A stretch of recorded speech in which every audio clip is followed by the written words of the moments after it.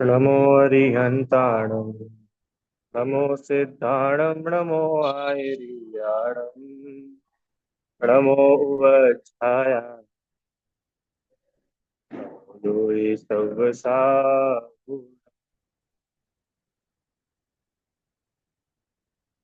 तीन भुवन में सा वीतराग विज्ञाता शिव स्वरूप शिव का नमः त्रियोदशा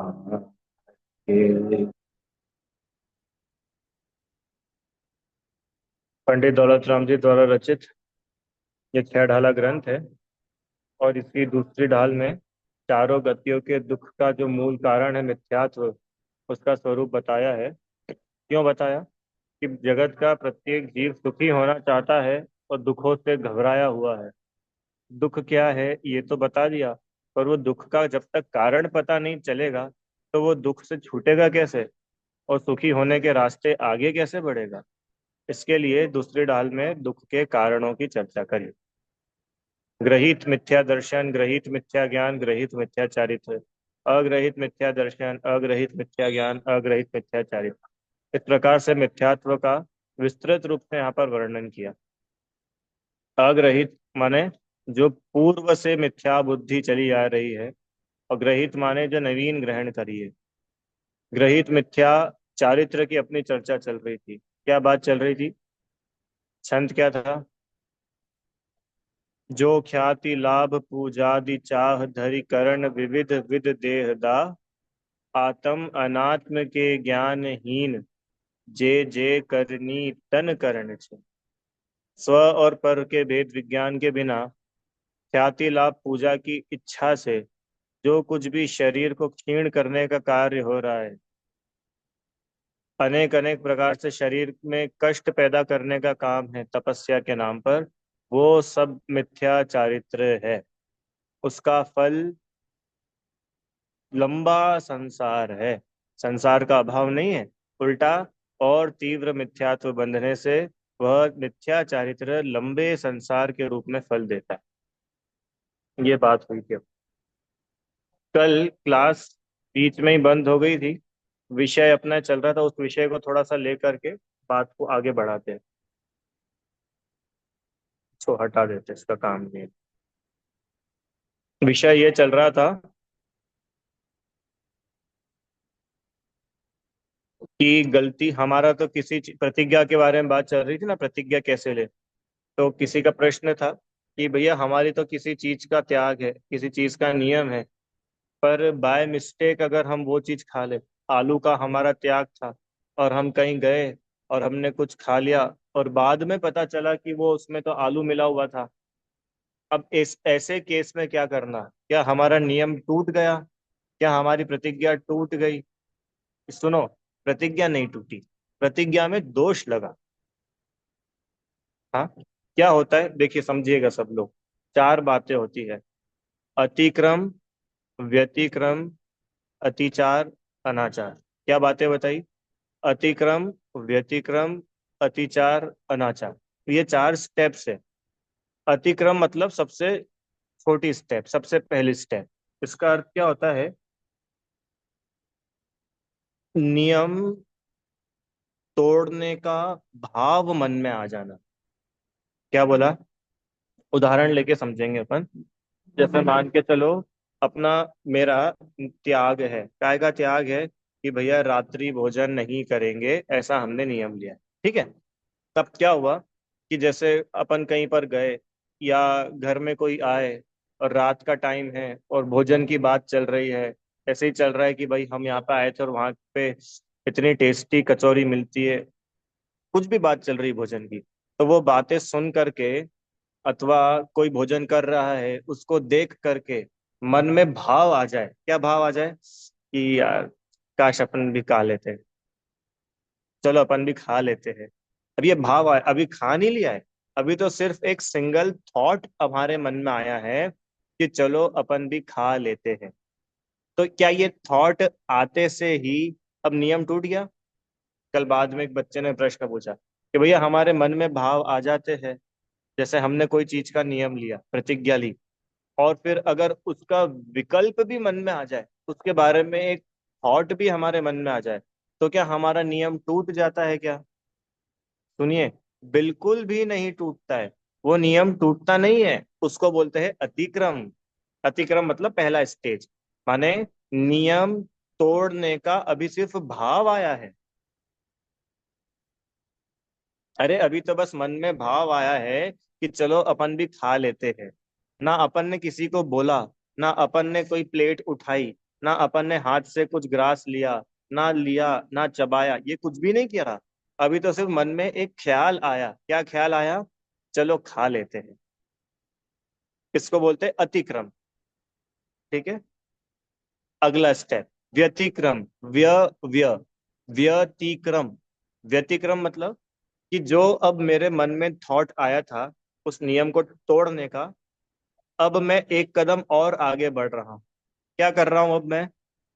कि अब मैं जुगाड़ लगा रहा हूँ कैसे खाया जाए। किसी को बोल दो, किसी से मंगवा लो, खुद जा करके ले आओ। जब कोई नहीं रहेगा तब क्या करेंगे? तब हम छुप छुपके से ले लेंगे। हाँ, जब रात में सब सो जाएंगे तब धीरे से चौके में जाएंगे रसोई में और खा लेंगे। समझ में आया? मतलब प्लानिंग बनाना, कैसे मैं उस काम को करूं, उसकी प्लानिंग बनाने में लग जाना, यह कहलाता है व्यतिक्रम। सुनिए, अभी भी नियम नहीं टूटा है। माने अभी भी चांस है कि आप यहीं पे रुक जाओ, अभी कुछ नहीं बिगड़ा। ठीक है, दो बातें, अतिक्रम, व्यतिक्रम। अब तीसरा स्टेप, अतिचार। अतिचार मतलब कि अब हमने जो प्लानिंग बनाई थी, अब हमने उसको डरते डरते ही, कोई देख ना ले, कोई पकड़ ना ले, धीरे से अपन गए दबे दबे पैर लेकर के, धीरे से रसोई का दरवाजा खोला, धीरे से फ्रिज खोला, और कोई आ ना जाए, चुपके से एक काजू कतली उठाई, कुछ भी उठाया, और मुंह में दबा ली। पर अभी भी अंदर बहुत खेद है, यार ऐसा नहीं करना चाहिए, पता नहीं कोई होगा तो, कोई देख लेगा तो, करा तो मैंने गलत है, अंदर में खेद है। हम्म। इसको बोलते अतिचार, कि हमने वो नियम में दोष लगाया, पर वो खेद है। समझ रहे ना आप, रीता आंटी? ये अतिचार, ये तीसरा स्टेप, अभी भी प्रतिज्ञा नहीं टूटी है। अब चौथा स्टेप, अनाचार। अनाचार मतलब अब तो बिल्कुल बेफिक्र होकर के, बेधड़क पाप किए जा रहे हैं। अब तो ना दिन का विचार, ना रात का विचार, ना गुरुओं का विचार, ना किसी का भय, ना कुछ प्रतिष्ठा का डर, कुछ नहीं। अब तो बेहिसाब, खुलेआम सब चल रहा है, और ये करते हुए मजा आ रहा है। अतिचार में तो खेद हो रहा था, और अब मजा आ रहा है। अरे भाड़ में जान दो, खूब देखे हमने ऐसे नियम वियम, कुछ नहीं होता। अब तो खाओ पियो ऐश करो। इसका नाम है अनाचार। अब प्रतिज्ञा टूटी है। समझ रहे हैं आप लोग? ये प्रतिज्ञा का क्रम है टूटने का। अपने को तो जरा से में क्या लगता है, मान के चलो किसी की समाधि चल रही हो, हाँ, कोई शपथ हो, बिल्कुल अंतिम समय चल रहा है, मृत्यु के बिल्कुल निकट हो रीता आंटी, और उनके चारों प्रकार के आहार का त्याग है, और रात्रि में तो बिल्कुल ही त्याग है। अब मान के चलिए, अब अपन सबके लिए ये बहुत काम की बात है, किसी की समाधि चल रही है, अपने सामने कोई जीव लेटा हुआ है शपथ, और अपन वहां पर है, और क्या है कि रा- गला सूखा जा रहा है, मई जून की गर्मी है, दिन भर से कुछ नहीं पिया, कुछ नहीं खाया, प्यास की भयंकर वेदना हो रही है रीता आंटी, और वो प्यास की वेदना उससे सहन नहीं हुई, और उसने बोल दिया, क्या बोल दिया रात में? बड़ा गला सूख रहा है, अब तो नहीं रहा जा रहा, कोई पानी पिला दो।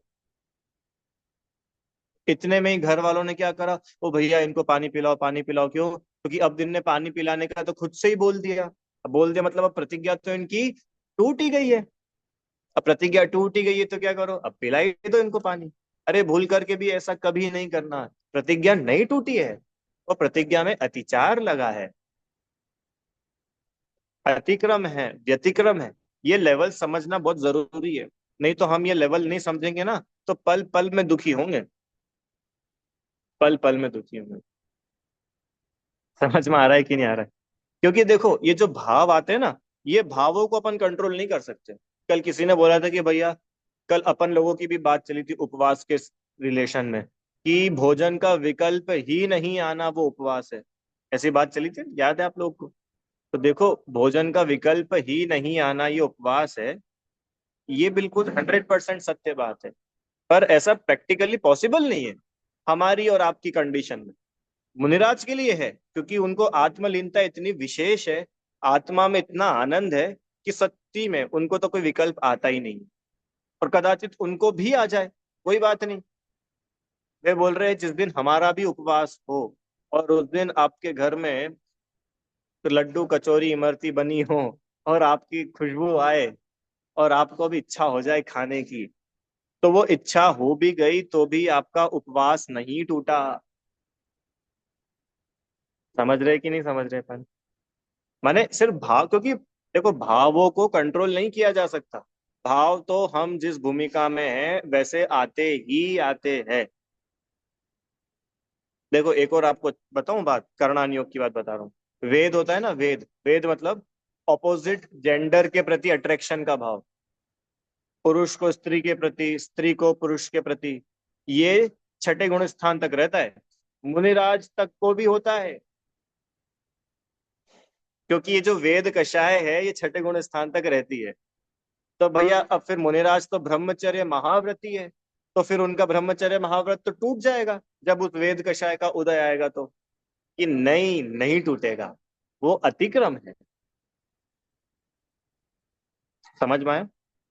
ऐसे मान के चलो हम में से ही किसी ने ब्रह्मचर्य का नियम लिया, और किसी स्त्री को देखकर अथवा किसी पुरुष को देखकर उसके मन में विकार हो गया, उसको वो अच्छा लगने लग गया।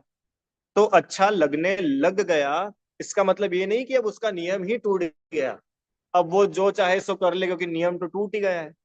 कि नहीं, वो अतिक्रम है। ये 4 स्टेप्स अपन ने समझी, क्यों समझी? कि हम ऐसा ना समझ ले, पहली बात, कि किसी चीज के बारे में बस अपने को विकल्प आ गया तो वो नियम टूट ही गया।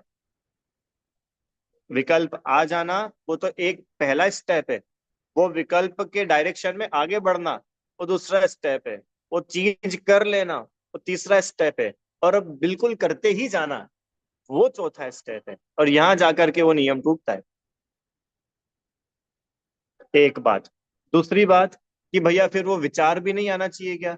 तो बोला ना अभी, विचार तो आएंगे, आप विचारों को रोक ही नहीं सकते हो। और सुनो एक और अच्छी बात, अगर आप विचारों को रोकने की कोशिश कर रहे हो तो आप करणान योग को चैलेंज कर रहे हो। क्योंकि करणान योग तो बता रहे हैं कि आप कौन से गुण स्थान में हो, कि साहब पहला गुण स्थान, पहले गुण स्थान में ऐसे भावात है, कि साहब चौथा गुण स्थान, चौथे में ऐसे भावात है। एक्चुअली क्या है, हम अपने आप से ओवर एक्सपेक्टेशन करते हैं। कैसी ओवर एक्सपेक्टेशन करते हैं? कि देखो अब तो क्या है, मैं मंदिर आने लग गया हूँ, जय श्री आंटी, अब हम पूजा करने लग गए हैं, अब हम स्वाध्याय करने लग गए हैं, तो अब कम से कम अपनी तो खाने पीने की लालसा कम हो ही जानी चाहिए। अब अपनी तो आसक्ति टूट जानी चाहिए, क्यों? ऐसा अपन सोचते कि नहीं? और सही सच्ची में ऐसा होता है कि हमको हमारे अंदर खुद से ही ऐसी इंफीरियरिटी हो जाती है, खुद से ही घृणा का भाव आने लग जाता है। कि बताओ, अपन रोज मंदिर जाते, रोज अभिषेक करते, रोज 50 साल से पूजा में चढ़ा रहे क्षुधारो विनाशनाय नैवेद्यम निर्वपामी थी, हाँ, और अभी भी भैया रसगुल्ला देखता हूँ तो मेरा मन मचल जाता है, गुलाब जामुन देखता हूँ तो रहा नहीं जाता है। हाँ तो मत रहने दो ना, क्या दिक्कत है? वो भाव तो आएगा, क्योंकि अभी अंतरंग में कषाय नहीं गई है। कषाय जब गई नहीं है तो अपन कैसे एक्सपेक्ट कर ले कि उस कषाय का उदय ना हो? समझ में आया? ये अपने को अगर फंडा समझ में आ जाएगा, तो अपन अननेसेसरी जो परेशान होते हैं ना धर्म के नाम पर, वो होना बंद हो जाएगा। तो भैया फिर वो आते ऐसे भाव तो क्या करे? कि आते हैं, कोई बात नहीं, उन भावों को भी जानो, कि ठीक है ऐसे भाव आए, हाँ आना अच्छी बात नहीं है, पर अब आए तो ठीक है। आत्मलीनता जितनी जितनी बढ़ेगी, आत्मा जितना अच्छा लगने लगेगा, तो बाहर की चीजें अपने आप छूटेगी, छोड़ना नहीं पड़ेगी। और जहां आप बाहर की चीजों को छोड़ने के लिए गए, तो आप बाहर में ही उलझ जाओगे। ये बिल्कुल 100% ईमानदार वाला रास्ता बता रहा हूँ आपको। और नहीं तो फॉरगेट करने वाले रास्ते तो बहुत है। मेरे को कोई किसी से मेरी बात हुई, तो उनको किसी ने उपाय बताया कि तुमको ऐसा ऐसा होता है ना, तो तुम एक काम करो, जब भी तुमको बहुत गुस्सा आए तो पानी पी लिया करो। जब भी तुमको बहुत गुस्सा आए तो उल्टा नमोकार मंत्र बोल दिया करो। जब भी तुमको बहुत गुस्सा आए तो 3 कदम पीछे हट जाया करो। गिनतियां गिनतियां गिनने लग जाया करो। अरे ये तो सब बच्चों के तरीके हैं, इसमें कोई दम नहीं है। कषाय नहीं आए, पहले कषाय को समझो। क्रोध मतलब क्या? अनंतानुबंधी, अप्रत्याख्यान, प्रत्याख्यान, संज्वलन, पढ़े थे ना अपन ने 4 ये। तो भाई, जब तक मिथ्यात्व है तो अनंतानुबंधी तो आएगा, आप कुछ नहीं कर सकते, वो तो आएगा। हाँ, अब इसको जीतने का उपाय क्या है? आत्मा को जानो, अनंतानुबंधी बाय बाय बोल के चली जाएगी। आत्मा को जानकर आत्मा में लीन हो, अप्रत्याख्यानावरण भी चला जाएगा। और लीनता बढ़ेगी, मुनि दशा आएगी, प्रत्याख्यानावरण भी चला जाएगा। और लीनता बढ़ेगी, और श्रेणी आरोहण होगा, अरिहंत दशा आएगी, वो संज्वलन भी चला जाएगा। ठीक है, ये असली उपाय है। क्या बोल रहे हैं? हम सोचते हैं कि थोड़ा ध्यान करें, पर ये होता ही नहीं। 5 से 10 मिनट में विकल्प आते हैं। इसको कैसे करें? किसको? मैं समझा नहीं, 1 मिनट आपको अनम्यूट कर दूं मैं? आप ऐसे ही बता दीजिए बोल करके। अगर हम ध्यान करने बैठते हैं ना भैया जी, तब हमें ऐसे विकल्प आते हैं हम्म। कि आई मीन 5 से 10 मिनट तक अभी ऐसे बैठे तो भी हम चंचल मन रहता है। एक तो बैठ ही नहीं सकते 5 से 10 मिनट भी मेडिटेशन हम्म। ध्यान। तो ये इस पे कैसे हम ये करें? सही बात है, गुड, बढ़िया। इनका प्रश्न है कि भैया जब हम ध्यान के लिए बैठते हैं, ध्यान मतलब समझते हैं ना, ये बस कुछ भी नहीं, ना हम कुछ बोल रहे हैं ना कुछ पढ़ रहे हैं, बस हम आंख बंद करके ऐसे करके बैठे हैं, तो भी थोड़ी देर तो शांति रहती है, फिर कुछ ना कुछ विकल्प आने लग जाते हैं। तो वो तो आएंगे आपको। आप तो 5-10 मिनट तो आपने बहुत ज्यादा बोल दिया। अगर 1, 1.5, 2 सेकंड भी आपको कोई विकल्प ना आए ना, तो आपको अभी केवल ज्ञान हो जाएगा। रियली बोल रहा हूं मैं। केवल ज्ञान के लिए सिर्फ अंतर मुहूर्त की आवश्यकता है, अंतर मुहूर्त। इतने में तो केवल ज्ञान हो जाता है।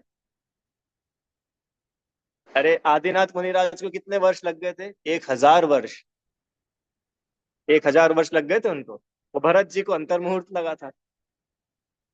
तब बताओ, 1000 वर्ष उनको लग गए।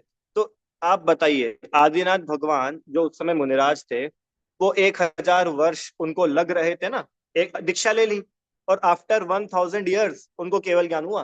तो 1000 वर्ष तक वो अंदर में क्या सोचते होंगे कि यार बताओ, अपन पहले तीर्थंकर है और अपने को 1000 साल लग गए। अपना क्या इंप्रेशन जाएगा? हाँ, अपन अच्छा रिकॉर्ड नहीं बना रहे। अच्छा रिकॉर्ड बनना चाहिए, ऐसा सोचा होगा उन्होंने। मेरे को ये विकल्प, देखो केवल ज्ञान नहीं हो रहा है इसका मतलब विकल्प तो आ रहे हैं। जब भी तो केवल ज्ञान नहीं हो रहा है, कुछ ना कुछ विकल्प तो चल ही रहे हैं ना। आत्मा में उतनी जोरदार वाली स्थिरता है ही नहीं, इसलिए तो केवल ज्ञान नहीं हो रहा है। 1000 वर्ष लग गए। तो यही बात, ये हमारी अपने आप से ओवर एक्सपेक्टेशन है कि हम आंख बंद करके बैठे और हमको कुछ विकल्प ना आए। जबकि बात पता है क्या है? कि हम आंख बंद करके भले ही बैठे और कुछ विकल्प आ भी जाए, हाँ, अब जो वो विकल्प आया है उसको मैं कितनी शांति से जान देख पा रहा हूं, ये पुरुषार्थ है। क्यों कुछ जानने में नहीं आए? ये तो तब पॉसिबल है कि जब हम और आप अजीव बन जाए, क्योंकि अजीव कुछ नहीं जानता है। जीव तो सब जानता ही है, तो जानना तो अपना काम ही है। हाँ, अब जो हमारे ज्ञान में जो विकल्प अपने को कुछ भी आ रहे, घर का आ रहा है, फैमिली जॉब का आ रहा है, बिजनेस का आ रहा है, पढ़ाई का आ रहा है, पैसों का आ रहा है, रसोई का आ रहा है, गेस्ट आने वाले वो आ रहा है, कुछ भी विकल्प आ रहे हैं। अब उन विकल्पों में मैं कितना स्थिर हूं, मैं कितना चलायमान नहीं हो रहा हूं, मैं कितना स्टेबल हूं, ये है अपना पुरुषार्थ, ना कि उन विकल्पों को रोकना, क्योंकि विकल्पों को तो रोका ही नहीं जा सकता। आपको समझ में आया? तो 5-10 मिनट तो नहीं, अरे 5-10 मिनट तो वो जो बहुत बड़े बड़े विकल्प है ना, वो अपने को पकड़ में आते तो ऐसा लगता है, बाकी कंटिन्यू कुछ ना कुछ चलता रहता है। तो व्हाट इज आवर ड्यूटी? अपनी ड्यूटी का है कि ड्यूटी ये है कि जो भी विकल्प आए उसको देखो जानो देखो जानो। हाँ, ये सच्चा उपाय है। और नहीं तो आप फिर कितनी ही कोशिश कर लो, कुछ भी नहीं, विकल्प नहीं आए, नहीं है, नहीं है, चलो वापस से एक अपन वो करते हैं, एक्सपेरिमेंट। सब लोग आंखें बंद करो, करो आंख बंद कर ली। अब आपको अपनी मम्मी के बारे में नहीं सोचना है, मम्मी का विकल्प नहीं आना चाहिए, सब लोग अपनी मम्मी के बारे में मत सोचना। बोलो, मम्मी दिख रही कि नहीं दिख रही है? दिख रही। तो हम तो बहुत कोशिश कर रहे मम्मी का विकल्प ना आए, मम्मी का विकल्प ना आए। वो तो आएगा ना। हाँ, अब भले मम्मी का आ जाए, भले पापा का आ जाए, भले बहू का आ जाए, बेटे का आ जाए, दादा दादी का आ जाए, दोस्त का आ जाए, पति का आ जाए, पत्नी का आ जाए, कोई का भी आ जाए, हम उससे अफेक्ट नहीं होंगे। ये है बात करने की। क्यों नहीं होंगे अफेक्ट? क्योंकि भेद विज्ञान, तत्व ज्ञान, वो सारी बातें वही है, फंडा पूरा वही है। फंडा पूरा वही है। जैसे एक उदाहरण लेते, पता नहीं आज ये विषय चल गया, चला लेते। एक उदाहरण लेते, जैसे मान के चलिए हम बैठे, कोई पूजा नहीं कर रहे, कोई स्वाध्याय नहीं कर रहे, वी आर जस्ट अलोन, हम बस बैठे हुए हैं, राइट। और हमको कोई विकल्प आ गया। क्या विकल्प आ गया? जय श्री आंटी, क्या विकल्प आ गया? कि कल मेहमान आने वाले हैं, पता नहीं क्या होगा। ठीक है, कैसे इतनी तैयारी होगी? एक कॉमन सा है। ठीक है, आ गया विकल्प। अब इसी विकल्प के बारे में और विचार करो। मेहमान आएंगे तो क्या होगा? क्या अपन कुछ करने वाले हैं क्या? वो अपना पुण्य साथ में लेके नहीं आएंगे क्या? क्या अपन ही हैं उनका सब करने वाले? अब देखो, जब ये सारी चीजें अभी मैं आपको मैन्युअली करने को बोल रहा हूं, और जब इसका अपने को प्रैक्टिस होगी ना, प्रैक्टिस मतलब मेंटल प्रैक्टिस नहीं, ईमानदारी, दिल से दिल वाली प्रैक्टिस, तो ये चीजें ऑटोमेटिक होगी। तब क्या होगा? तब अपने आप कषाय नहीं होगी, तब अपने आप आकुलता घटेगी। आकुलता घटेगी तो सुख होगा। अभी कर्तृत्व रहता है ना अपने माथे पे, मुझे करना है, मुझे करना है, न जाने कैसे होगा, पता नहीं कल मेहमान आ जाएंगे और ये भी बनाना है, वो भी बनाना है, मार्केट से सब्जी लाने का बोला था, अभी तक सब्जी नहीं आई, कैसे होगा? 10 बज गई है, 11 बजे तो वो आने वाले हैं, कैसे होगा, कैसे होगा, कैसे होगा? हाँ, ये विकल्प तो आएंगे। और अगर ये विकल्प अपने को नहीं आएंगे तो क्या महाराज जी को आएंगे क्या? उनको तो नहीं आएंगे ना, वे तो मुनि है, उनकी तो वीतरागता बहुत विशेष है, अपन लोगों की नहीं है, इसलिए अपने को आते हैं। पर हाँ, उनको विकल्प ये वाले नहीं आते, तो मुनिराज को मुनिराज के लेवल के आते हैं। उनको शास्त्र लिखने का आता है, उन्हें उपदेश देने का आता है, शिक्षा देने का आता है, तीर्थ वंदना करने का आता है।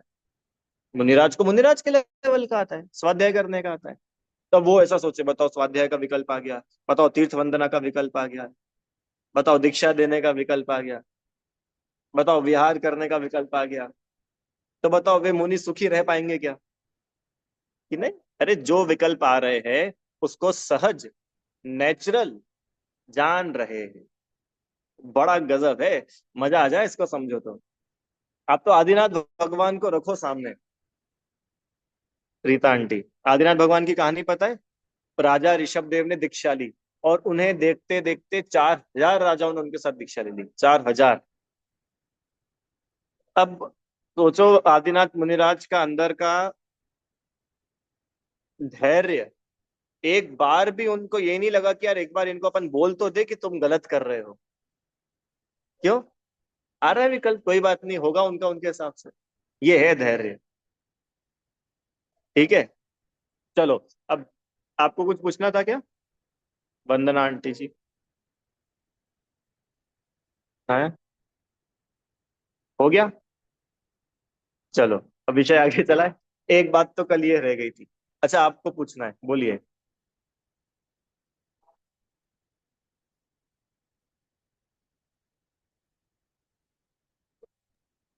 1 मिनट, अनम्यूट, हाँ बोलिए। सर जब भी माला गिनने बैठते हैं ना, तो 5-10 मन का गिनते थे, तब तक बराबर रहता है। फिर क्या पता मालूम नहीं कहाँ से विचार आ जाते हैं, पूरी माला पूरी हो जाती है। तभी मालूम पड़ता है कि माला तो पूरी हो गई, वो विचारों में ही माला पूरी हो गई। कितना हाँ भी ध्यान रखते सही है। एकदम परफेक्ट हम भगवान के सामने बराबर मगज रखती हूँ, मगर कहाँ खिसक जाता है मालूम ही नहीं पड़ता है कब। बहुत होता है मेरे ठीक साथ, है। ऐसा बहुत होता है। अरे आपके साथ ही नहीं, सबके साथ होता है कि नहीं होता है। माला फेरने बैठते हैं, थोड़ा हुआ, एक राउंड हो गया, दो राउंड हो गया, फिर तीसरे राउंड तक तो पता नहीं कहाँ चले जाते। वो घर में गैस पर कुकर में दाल चढ़ा के आए थे पता नहीं उस दाल का क्या हुआ होगा, इन्होंने बंद किया होगा कि नहीं किया होगा। अब बताओ, हाथ में माला है और ख्याल में कुकर आ रहा है, चौका आ रहा है। होता है। पता है क्यों होता है? क्योंकि हम पूरे समय उसी में लगे रहते हैं। तो जब हम शांत बैठते भी है तो भी हमको आएगा तो वही ना जो पूरे समय लगा हुआ है। आएगा तो वही, नेचुरल है। हाँ, अब इसमें हमारा पुरुषार्थ क्या है? हमारा पुरुषार्थ यह है कि अब वो विकल्प आ जाए तो तत्काल, सुनो सुनो सुनो, तत्काल वापस माला फेरना शुरू मत करो। जैसे ही अपने को ये ख्याल में आ जाए ना कि यार अपन भटक गए थे, उसी समय माला को वहीं पे पकड़ के रोको और विचार करो क्यों भटके थे। क्या मेरे को अरिहंत सिद्ध आचार्य उपाध्याय साधु इनसे ज्यादा इंपॉर्टेंट चौके का कुकर है? विचार करो। ये सच, ऐसा अगर अपन करेंगे ना तो अपन उस प्रॉब्लम का ऑपरेशन कर रहे हैं, तो वो प्रॉब्लम सॉल्व होगी।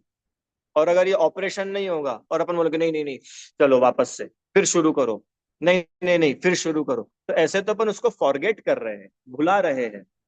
भुलाना उपाय नहीं है, और अभी तक हम यही करते आए हैं। समझ में? फॉरगेट नहीं करो, फॉर्मेट करो। फॉर्मेट करो मतलब उसकी पूरी सर्जरी कर दो, सब एक एक उसके सब निकाल दो, और देखो बिल्कुल कि इस वजह से ऐसा हो रहा है। कल क्लास के बाद ही आप लोग का वो बंद हो गया था ना, जूम। तो एक अंकल ने प्रश्न पूछा था कि प्रायश्चित्त कैसे ले। जैसा हमसे कोई नियम टूट जाए, प्रतिज्ञा की बात चल रही थी, तो कोई प्रतिज्ञा हमसे टूट जाए तो फिर प्रायश्चित्त कैसे लेना चाहिए। तो एक जनरल कॉमन प्रायश्चित्त तो है ही, नमोकार मंत्र की माला फेर लो। कोई बहुत बड़ा पाप हो जाए तो दो माला फेर लो, तीन माला फेर लो। पर ये बहुत कार्यकारी नहीं है। क्यों नहीं है? ये तो वही बात हो गई, कल उदाहरण दिया था ना कि उल्टी करी। अब उल्टी करी तो उल्टी कैसे पोछे, उल्टी कैसे ना हो, उसके बारे में तो ध्यान दे नहीं रहे, बोल रहे बेटा नमोकार मंत्र की माला फेरो। अरे उल्टी हो रही है तो उसका इलाज बताओ ना, आप माला क्यों बता रहे हो? माला फेरना वो अपने आप में एक बात है, जो है वो है। पर आप ये समझिए कि मान के चलिए मेरे को आलू का त्याग है ना, और मैंने आलू खा लिया। अब मैं क्या प्रायश्चित लूं? नमोकार की माला फेर लूं, मेरा पाप धुल जाएगा। ये तो बहुत बढ़िया हो गया। पाप करते जाओ तो मालाएं गिनते जाओ, कितना अच्छी बात है, पाप धुलते जाएंगे। तो हम में और उन लोगों में क्या अंतर है जो गंगा में डुबकी लगा रहे और ये मान रहे हमारा पाप धुल जाएगा? इतने दिन अपन ने पढ़ी ना ये सारी बात। वो गंगा में डुबकी लगा के अपने पाप धुलना मान रहे, हम खाली एक माला गिन करके अपने पाप धुलना मान रहे। पर ये नहीं है उपाय। उपाय क्या है? बताओ, क्या बताया था कल?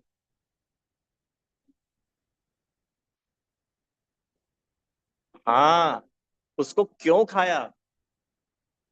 अभी जैसे बात कर रहे कि आलू खा लिया, तो अपने को रियलाइज हो गया कि नहीं खाना चाहिए था, अपना नियम टूटा है। अब प्रायश्चित लेना है। प्रायश्चित मतलब अपना चित्त निर्मल होना। प्रायश्चित क्यों, कैसे करे? कि क्यों मैंने आलू खा लिया, कैसे मेरे खाने में आ गया, मैंने क्या भूल करी थी, क्या मिस्टेक करी थी, मैंने क्यों लिया था आलू, क्यों छोड़ा था आलू को। ये सब बातों को लिखो, सोचो नहीं, लिखो, पेन पेपर लो और लिखो। आलू तो बहुत एक मोटा एग्जाम्पल लिया, कुछ भी कोई सा भी एग्जाम्पल, ये क्यों हुआ। और जब हम उस पर ईमानदारी से रिटर्न वर्क करेंगे ना, तो अपने को समझ में आएगा कि यार इस वजह से अपना नियम टूटा था। अब अपन अगली बार से ये नहीं करेंगे, तो ऑटोमेटिक अपना प्रायश्चित हो जाएगा। अब इतना सारा काम कौन करे भैया, ये तो बहुत बड़ा होमवर्क है। हम तो क्या करते, शॉर्टकट, एक माला, तो उससे कुछ नहीं होगा। कितने ही लोग ऐसे हो जाते हैं कि उनकी प्रायश्चित की ही 20-20, 30-30, 50-50 मालाएं हो जाती है।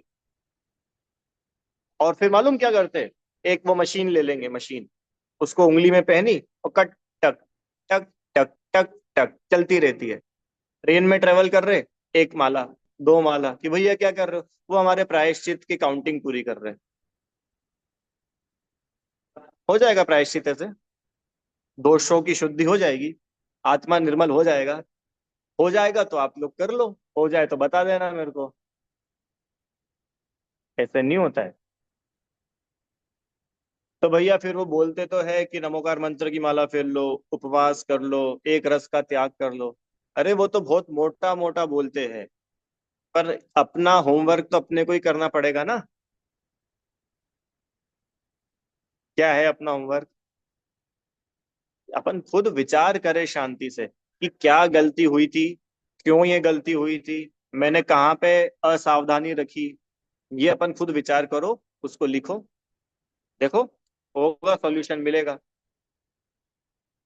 प्रीता आंटी, अभी यहाँ पे अपने इंदौर में बहुत वायरल चल रहा है कि नहीं चल रहा है?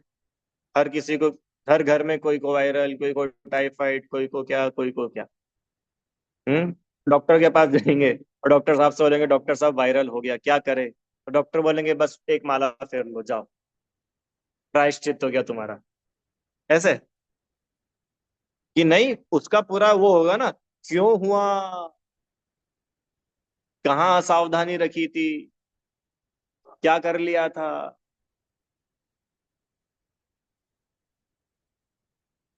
क्या हुआ था, कैसे हुआ था, क्यों कर लिया था, कहाँ पे ध्यान नहीं रखा। ये सब डॉक्टर बताता है ना कि तुमने ये गलतियां करी थी, इस वजह से देखो तुम बीमार पड़ गए। अब क्या करना है कि अब तुमको तुम्हारी गलतियां बता दी है, उसको रियलाइज करो और आगे से ये गलती मत करना। ये है प्रायश्चित। हम्म। स्वाध्याय का नियम टूट जाए तो क्या अगले दिन दो बार स्वाध्याय कर सकते हैं क्या? अरे देखो, मैं क्या बोल रहा हूँ, नमोकार मंत्र की माला में भी कोई प्रॉब्लम नहीं है, आप एक क्या 10 क्या 100 फेरो, पर एक्चुअल मेरी गलती हुई और मुझे मेरी गलती रियलाइज हो रही है, इसको बोलते प्रायश्चित। ऐसा नहीं है कि देखो भैया आज हमारा एक पेज पढ़ने का नियम था, अब 7 दिन तक, 8 दिन तक, 10 दिन तक हमारे घर में शादी थी, हम नहीं पढ़ पाए, तो हमने क्या करा कि 11वें दिन एक साथ 11 पेज पढ़ लिए। या हमको ऐसा भी था कि भैया अब अगले 5-6 दिन अपन पढ़ाई नहीं कर पाएंगे, तो क्या करो, आज ही 6-7 पेज निपटा दो। तो वो तो सिर्फ हम हमारा एक फॉर्मेलिटी वाला नियम एक पूरा कर रहे हैं। वो तो सिर्फ एक जो हमने फॉर्मेलिटी थी कि यार हमको डेली आधी घंटे स्वाध्याय करना है, अब करना है स्वाध्याय, तब क्या है, घड़ी देख रहे, ओहो अभी तो 5 ही मिनट हुए, फिर थोड़ा सा एक दो लाइन देगी, ओ अभी तो 15 ही मिनट हुए, फिर थोड़ा सा देखा, अरे अभी तो 25, चलो बस 5 मिनट बचे, फिर धीरे धीरे धीरे धीरे करके हाँ 30 मिनट हो गए। तो बोलो, 30 मिनट वो व्यक्ति ने बैठ के स्वाध्याय किया, उसका नियम पला कि नहीं पला? क्यों पढ़ा उसने 30 मिनट? कि भैया बिल्कुल नहीं पढ़ा। क्यों? क्योंकि स्वाध्याय की बात आई ना, तो आपने ग्रंथ तो पढ़ा ही नहीं, आप तो घड़ी देख रहे थे। आपने किताब में क्या लिखा है, आचार्य देव क्या बता रहे हैं, क्यों बता रहे हैं, इसके बारे में तो विचार ही नहीं किया। अब हम कैसे बोलते स्वाध्याय हो गया? आप लोग समझ रहे हैं कि नहीं? देखिए, नियम कोई फॉर्मेलिटी नहीं।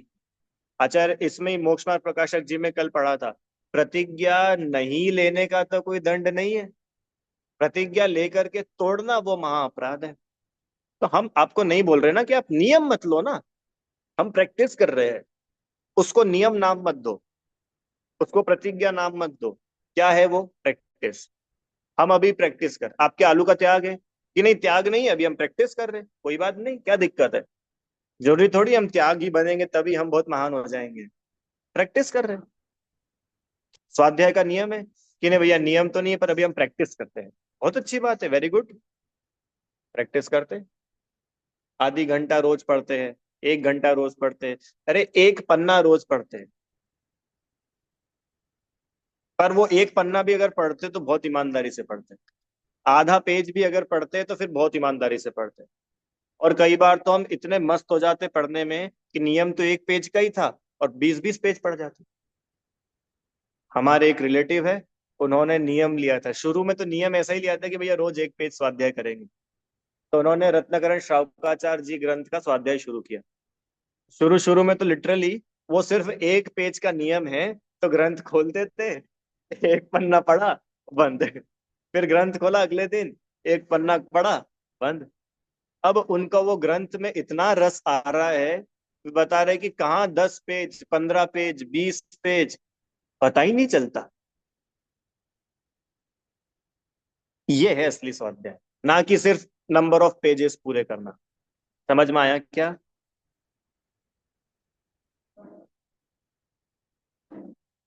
क्योंकि स्वाध्याय का फल क्या है, या अपन इधर से देखें, प्रतिज्ञा का फल क्या है? प्रतिज्ञा क्यों ली जाती है? हमारे परिणाम चढ़ते रहे, इसके लिए प्रतिज्ञा ली जाती है। और वो प्रतिज्ञा ही हमारे माथे पे भार बन जाए, तो प्रतिज्ञा कोई प्रतिज्ञा है क्या? समझ में आया? ये प्रायश्चित की बात जो कल रह गई थी, आज वापस कर लिए। एक विषय और ले लेते, फिर पूरा करते इसको। कि भैया भूल से हमने कभी कोई ऐसी प्रतिज्ञा ले ली हो, अज्ञानता में कोई प्रतिज्ञा ले ली हो, अब हम क्या करें? जब तो हमको कोई ज्यादा ज्ञान नहीं था, हमने तो भैया कुछ पढ़ा था, कुछ सुना था, और क्या कर लिया था? हमने तो कुएं के पानी का नियम ले लिया था। और अब हमारे पूना में तो कुआं ही नहीं मिलता, और बेंगलोर में तो जमीन में ही पानी नहीं है। क्या करे? अज्ञानता में ले लिया था नियम, भावुकता में नियम ले लिया था। अब क्या करें? क्या करें कि सुनो, अभी आप कहाँ खड़े हो, आपके अंदर क्या राग द्वेष की क्या पोजीशन है, आपके अंदर वीतरागता कितनी बढ़ी है। अगर वीतरागता बिल्कुल टॉप लेवल पे है, तो अभी बेंगलोर छोड़ो और गांव में जाके बस जाओ। पैसे कमाने की आसक्ति नहीं है, घूमने फिरने की आसक्ति नहीं है, जॉब करने की नहीं है। ये सारा राग अगर अंदर का खत्म हो चुका है, तो आप एक्चुअल में कुएं का पानी पीने का नियम लेने योग्य थे। और अगर ये सारा राग अंदर बैठा हुआ है, तो आपने वो जो नियम लिया है ना, कौन सा नियम? कुएं का पानी। अब आप सिर्फ उसको ढोओगे, और जब तक होगा तब तक तो खींचोगे, और फिर वो बोझ हो जाएगा माथे पे। फिर बोलोगे भैया अज्ञानता में ले लिया था, क्या करे? हम्म। इसलिए प्रतिज्ञा की पहली शर्त यह है कि हमारी प्रतिज्ञा ऐसी हो जिससे हमारे है। हाँ, पियो, अरे देखो, कुएं का पानी पीना क्यों, ये बताओ क्यों पीना है कुएं का पानी? कितने लोगों को मालूम है कुएं का पानी क्यों पीते हैं? बोरिंग का क्यों नहीं पीते? कितनों को तो ये भी नहीं पता, बस पीना है। क्यों पीना है? तो पीना है, शुद्ध है इसलिए। क्यों, कैसा है शुद्ध कुएं का पानी? नीचे से आ रहा है जमीन, बोरिंग का भी नीचे से आ रहा है। हाँ ठीक है, तो आजकल तो लोग कुएं का भी मुझसे खींच लेते हैं, हाथ से नहीं खींचते, मशीन से खींचा जाता है। कुएं का पानी क्यों पीते हैं मालूम है? कि जीवाणी जो करते हैं हम, वो व्यवस्थित वहीं पहुंच सके। कहाँ पहुंच सके? जहां से पानी आया था, तो वो जीवों की रक्षा हो पाएगी। हाँ जी, जैसे अपन इंदौर में कहाँ का पानी आता है? नर्मदा का। अब नर्मदा का पानी आ रहा है और जीवाणु अपन नर्मदा में नहीं डाल रहे ना, तो जीव तो सारे ही मर रहे हैं। तो कुएं का नियम पता है कौन लोग रहते हैं? कि जिनके अंतरंग में इतनी वीतरागता हो जाती है कि वो उन जीवों का घात भी अब उनसे नहीं सहा जा रहा। अब एक तरफ तो भैया जी रात में जा रहे शादियों में और घाट पे चल रहे, और दूसरी तरफ इनको कुएं के पानी का नियम लेना है। तो वो तो यही हो गया ना, एक क्रिया तो बहुत ऊंची और एक क्रिया बहुत नीची। अब आपका जो कुएं का नियम है, वो सिर्फ एक फॉर्मेलिटी है, और इधर से बोलूं तो मिथ्या चारित्र है। क्या बात करो भैया, हाँ मिथ्या चारित्र है, क्योंकि आप वो नियम क्यों ले रहे हो, why you are following that नियम। ख्याति लाभ पूजा, अंदर यही तीन चीजें बैठी है। 50 लोगों में हम एक स्पेशल दिखेंगे। ये 16 का भोजन करते मर्यादा का, मालूम है? 3 दिन, 5 दिन, 7 दिन, और हाथ की चक्की का। बहुत अच्छी बात है ऐसा करते, पर अगर इस चीज का अपने को अभिमान है तो ये मिथ्या चारित्र है। ये बता रहे दौलत राम जी। समझ में आया क्या? इसके लिए प्रतिज्ञा नहीं लेने का तो कोई दंड नहीं है, पर जो प्रतिज्ञा हम ले वो किसी भी कीमत पर फॉलो हो और हो, तब प्रतिज्ञा ले। इसके लिए प्रतिज्ञा कैसे ली जाती है वो कल हम लोगों ने पढ़ा था। सबसे पहले तो तत्व ज्ञान हो, फिर उसके बाद में जिस चीज को छोड़ रहे उसके दोष पता हो, क्यों छोड़ रहे हैं उसके गुण पता हो, परिणाम चढ़ते रहे। हमारे वो प्रतिज्ञा जो है वो भविष्य में फॉलो हो पाएगी कि नहीं हो पाएगी उसका ध्यान रखे। हमारे घर वाले उस योग्य है कि नहीं है उसका ध्यान रखे। हमारा शरीर उस काबिल है कि नहीं है उसका ध्यान रखे। नहीं भैया, इतना तो हमने सोचा ही नहीं था, वो तो सब हाथ खड़ा कर रहे थे, सो हमने भी कर दिया। प्रतिज्ञाएं सामूहिक नहीं ली जाती है, प्रतिज्ञाएं व्यक्तिगत ली जाती है, क्योंकि सबके अपने अपने अंदर के परिणाम है ना। कौन का कितना राग है, कौन का कितना है, किसी का कितना है। तो सब अपने अपने हिसाब से तो लेंगे। देखा देखी थोड़ी काम होता है। वो आदिनाथ भगवान के साथ 4,000 ने ली थी देखा देखी, क्या हुआ उन सबका? सब भ्रष्ट हो गए। और भरत और बाहुबली ने तो नहीं ली थी, क्यों? भरत बाहुबली को दुनिया नहीं कोसती होगी? ये बताओ इनको। दीक्षा ही नहीं ली, इनके पापा ने दीक्षा ले ली। और दोनों, और ये तो देखो भरत युद्ध कर रहे सब जगह, वो पापा को केवल ज्ञान हो गया है। आदिनाथ भगवान की दीक्षा हो गई, तब भी मैना सुंदरी ने दीक्षा नहीं ली। मैना सुंदरी थी ना उनकी। नहीं, मैना सुंदरी नहीं, क्या नाम था?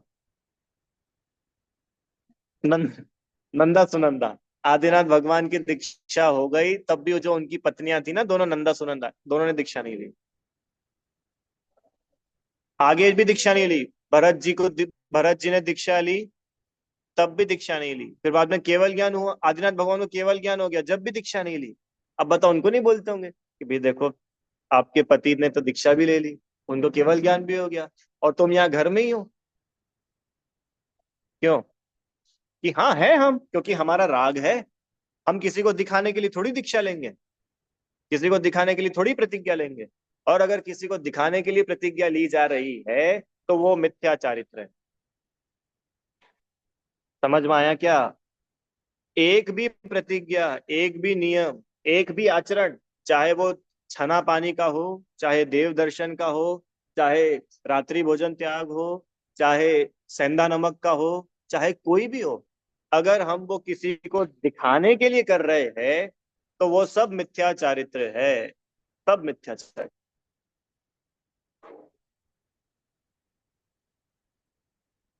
ठीक है, सब मिथ्या चारित्र। अब ये दौलत राम जी, ये 6 ढाला के अंतिम छंद में, दूसरे ढाल में क्या बोलने वाले हैं? ते सब मिथ्या चारित्र त्याग। पढ़ लेते चलो भाई, एक बार छंद पढ़ ले अपन। अच्छा, आज वो लगाया ही नहीं है, कोई बात नहीं, अब आप लोग सुन लो। 15वां छंद। ते सब मिथ्या चारित्र त्याग, अब आत्म के हित पंथ लाग, जग जाल भ्रमण को देहूं त्याग, अब दौलत निज आत्म सुपा। बड़ा गंभीर है, बहुत जोरदार छंद। क्या बोल रहे हैं? कि ऐसा सारा का सारा मिथ्या, कौन सा? कि ये जो मिथ्या चारित्र हमने बोला ये तो यही, इसके अलावा मिथ्या ज्ञान जो बताया था, मिथ्या दर्शन जो बताया था, और फिर अग्रहित जो बताया था, ऐसा सब का सब मिथ्यात्व छोड़ो। तो भैया छोड़े तो फिर अब करे क्या, ये तो बताओ। मिथ्या तो छुड़ा दिया आपने, अब हम करे क्या? अब आत्म के हित पंथ लाग, अब अपनी आत्मा का जिसमें हित होता हो उस रास्ते पे लगो। जग जाल भ्रमण को देहूं त्याग। जग जाल भ्रमण, जग जाल मतलब जाल होता है, जाल, मकड़ी, मकड़ी का जाल। मकड़ी कैसे उस जाल में घूमती रहती घूमती रहती घूमती रहती, और फिर ऐसे ही ये चारों गतियों का जाल है, कभी यहाँ कभी वहां कभी यहाँ कभी वहां घूमना चला ही करता है, बाहर ही नहीं निकल पाता। इसलिए बोल रहे हैं संसार के भ्रमण को, इस जाल को छोड़ो। अब खुद के लिए बोल रहे, अब दौलत निज आत्म सुपाग। दौलत राम जी क्या, भाई अब तुम्हारी तो तुम जानो, अब हम तो अपनी आत्मा में लीन हो रहे हैं। कि पंडित जी हमारा क्या होगा, नहीं अभी अब डिस्टर्ब मत करो अब तुम्हारी आत्मा में लीन हो, हमको देखो ना हम क्या कर रहे हैं। भगवान अपने को क्या संदेश दे रहे हैं, भगवान के पास अपन जाए, भगवान क्या संदेश दे रहे है ना वो, नहीं वो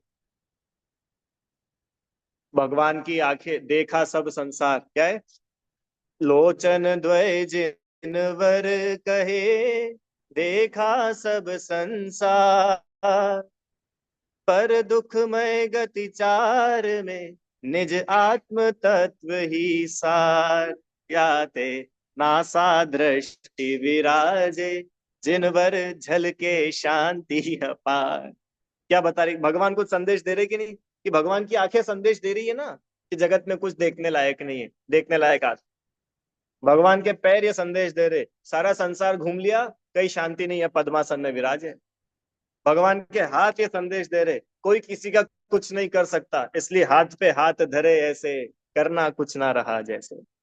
दे रहे संदेश, अब अपने को संदेश सुनना आना चाहिए। ऐसे दौलत राम जी ने तो संदेश दे दिया क्या, अब दौलत निज आत्म सुपाग, मैं तो अब अपनी आत्मा में लीन हो रहा हूं। तो भाई हम क्या करें, तुम भी हो, कि कैसे हो, हमको तो आता ही नहीं है। तो रुको तीसरी ढाल में बताएंगे बताएंगे, अब वो तो हाथ पकड़ के सिद्धशिला तक ले जाएंगे दौलत राम जी। अभी तीसरी ढाल में बताने वाले कि आत्मा क्या होता है, सम्यक दर्शन क्या होता है, सम्यक अभी तो सिर्फ मिथ्यात्व के बारे में बताया, अभी तो सब कीचड़ कीचड़ कीचड़ बताया था, अब अच्छी अच्छी बातें बताएंगे। ठीक है, इस प्रकार से कि आज अपनी जो है दूसरी ढाल पूरी हुई। ठीक है, अब पूरी तो कब होगी, कि जब हमको मिथ्यात्व मिथ्यात्व लगे, सात तत्व की भूल हमारे समझ में आए और वो भूल अपनी छूटे, तो कहलाएगी कि दूसरी ढाल पूरी हुई, और नहीं तो अभी दूसरी ढाल की पढ़ाई हुई। ठीक है, इसके लिए अब आप सब लोग जो है ये दूसरी ढाल का थोड़ा रिवीजन करना, रिवीजन इन द सेंस खुद से ही पढ़ना और इसको विचारना, कहाँ कहाँ हमारी भूल है, कहाँ अभी भी अगर आश्रव अच्छा लग रहा है क्या, राग द्वेष अच्छे लगते हैं क्या, कषाय अच्छी लगती है क्या, मोक्ष बुरा लग रहा है क्या, ये सात तत्व की भूल पर खूब मेहनत करो। जितनी इन सात तत्व संबंधी भूलों पर अपनी मेहनत होगी आंटी, उतना हम सुखी हो पाएंगे, क्योंकि अपने दुख की जड़ ही वो है।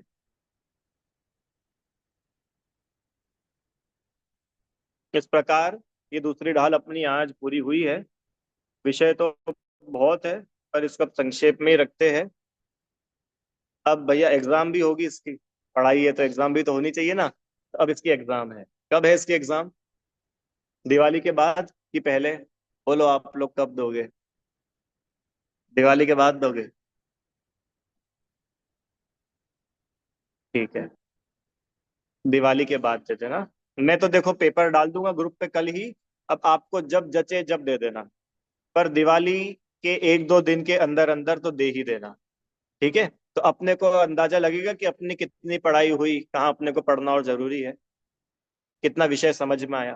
ठीक है, चलिए, जिनवाणी स्तुति, कुछ प्रश्न है क्या किसी का। ठीक है, एक प्रश्न आया कि भैया क्या कोई प्रतिज्ञा लेने के लिए परिवार से अनुमति लेना आवश्यक होता है, या स्वयं ले सकते हैं जिन प्रतिमा जी के समक्ष। कि देखो, बड़ों से सलाह लेना तो जरूरी है, कल बात हुई गई थी ना अपनी, माथे पर गुरु होना बहुत जरूरी है। हाँ, अरे घर वालों से देखो, घर वालों से पूछोगे, ध्यान देना प्रवचन सार जी में, घर वालों से तो छोड़ करके गए वो अलग है, पर एक नॉर्मल प्रतिज्ञा कि भाई हम तो भावुक है, हम तो इतने अनुभवी है नहीं, आप बताओ क्या ये मैं पालन कर पाऊंगा। अरे घर वाले अपने को जानते, एक एक रग रग से पहचानते कि ये बोल अभी रहा है, अभी कहीं और जाएगा। इसलिए इसलिए भगवान के सामने प्रतिज्ञा नहीं ली जाती है, भगवान के सामने तो तब ली जाती है जब कोई योग्य गुरु ना हो और हम अपने आप में इतने सक्षम हो। नहीं तो हमेशा योग्य गुरु, गुरु मतलब जो हमको टोक सके। भगवान थोड़ा ना टोकेंगे अपने को आके। अपने से कोई गलती हो रही है, अपन कहीं भटक रहे हैं, अपन कहीं दोष लगा रहे, तो भगवान आएंगे क्या सिद्धशिला से नीचे कि ये तुम गलत कर रहे हो, ऐसा मत करो। इसलिए गुरु, गुरु कौन? जिससे हम अपनी प्रॉब्लम डिस्कस कर सके, वो हमको उसका सोल्यूशन दे सके, फिर उस पर काम करें। फिर हमको कुछ कमी लग रही है, फिर हम उनके पास जाए। तो वो प्रतिज्ञा में आनंद है। तो वो प्रतिज्ञा आत्महित के हेतु बन पाएगी। और नहीं प्रतिमानी प्रतिज्ञा, कोई भी नियम, नियम इसके लिए अपन अपना आकलन करें। और कोई बड़ा नियम हो, आजीवन का ही हो, तो उसके लिए बड़े लोग, परिवारजन, इन सब ने को जरूर जरूर सलाह करनी चाहिए। साधर्मी, वो तो कल पढ़ा ही था ना, साधर्मी हो, धर्म बुद्धि वाला हो, सब होना चाहिए उसके लिए। और मैं तो बोल रहा हूँ क्यों लेनी प्रतिज्ञा, आप प्रैक्टिस करो ना। हम प्रैक्टिस करके स्वयं ही इतने दृढ़ होंगे, ईमानदार वाली प्रैक्टिस, हाँ, नकली वाली नहीं। हम प्रैक्टिस करके स्वयं ही इतने दृढ़ हो जाएंगे कि फिर प्रतिज्ञा लेनी नहीं पड़ेगी, प्रतिज्ञा हो जाएगी। ठीक है, चलो। और कुछ बोलना है आपको? जी बोलिए। हाँ। जैसे प्रतिज्ञा अपन मन में सोच लो तो हो जाती है, या फिर या मंदिर जाके या नमोकार मंत्र बोल के सकते? देखो भैया, ये तो सारी बातें है ही सही। प्रति इनका प्रश्न है कि प्रतिज्ञा अपन मन में सोच लो तो ही हो जाती है, कि मंदिर जा करके या नमोकार मंत्र बोल के फिर एक नारियल चढ़ा के। देखो क्या है, पूरी बात समझना। समय शिखर के बारे में अपन मन में सोच लो तो वंदना हो जाती है, कि समय शिखर जाओ, पर्वत चढ़ो, एक एक टोक पर ढोक लगाओ, तब वंदना होती है। ये जो बाहर की जितनी बातें बताई ना, नमोकार मंत्र, नमोकार मंत्र सिर्फ एक फॉर्मेलिटी नहीं है। नमोकार मंत्र मतलब हम पांच परमेष्टि की साक्षी में ये काम कर रहे हैं। हमने अपने मन से कुछ नहीं किया। अरे शादी होती कि नहीं होती है? शादी होती ना, आपके घर में हुई कि नहीं किसी की शादी? हुई। तो भाई शादी में तो क्या जरूरत है? सिर्फ वो सात फेरे की, तो सात फेरे की भी क्या जरूरत है? मन से कर लो। लड़का भी राजी, क्या क्या बोलते वो, ये भी राजी और वो भी राजी, तो क्या करेगा काजी। ऐसे ही कर लो ना शादी। फिर वो हल्दी की क्या जरूरत है, मेहंदी की क्या जरूरत है, और इतने रिश्तेदारों को क्या बुलाने की जरूरत है? कि नहीं, ये सब है, इसका मतलब आपने इनकी साक्षी में काम किया है। ये एविडेंस है कि हमने प्रतिज्ञा ली थी। अब इतने सारे लोग खड़े आपके सामने, अब बोलो प्रतिज्ञा तोड़ोगे तुम? मुनिराज की भी दीक्षा होती है तो आचार्य की साक्षी में होती, कोई स्वयं से मुनि नहीं बन जाता। समझ में आया? मन से, हाँ, मन से अभ्यास होता है। मन से अभ्यास होता है कि भैया हम अभ्यास करेंगे, हम अभी प्रैक्टिस कर रहे हैं। पर अब प्रतिज्ञा अपने आप में बहुत बड़ी बात है, हंसी खेल नहीं। इसमें लिखा था ना, पापी जीव तो प्रतिज्ञा को खेल समझते हैं, लेना और छोड़ना उनके लिए खेल है। ये खेल की बात नहीं है, बहुत गंभीर बात है। तो इसके लिए प्रत्यक्ष गुरु की आवश्यकता है। प्रत्यक्ष, भगवान तो परोक्ष गुरु है। प्रत्यक्ष गुरु मतलब जिससे आप फेस टू फेस अपनी सारी बातें कह सको, जो आपको समझते हो।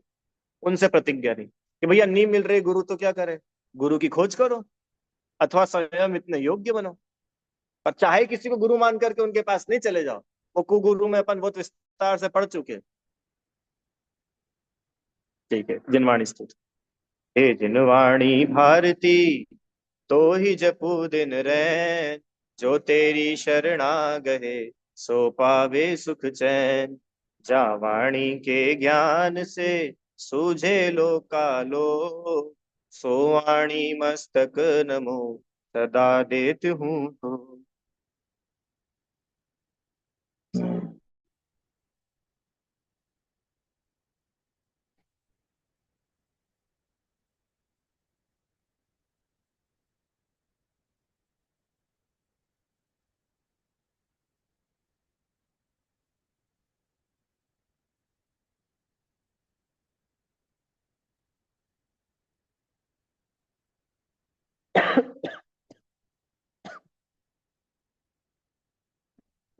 से बोले द्वादशांगमयी जिनवाणी माता की जय। महान जैन धर्म की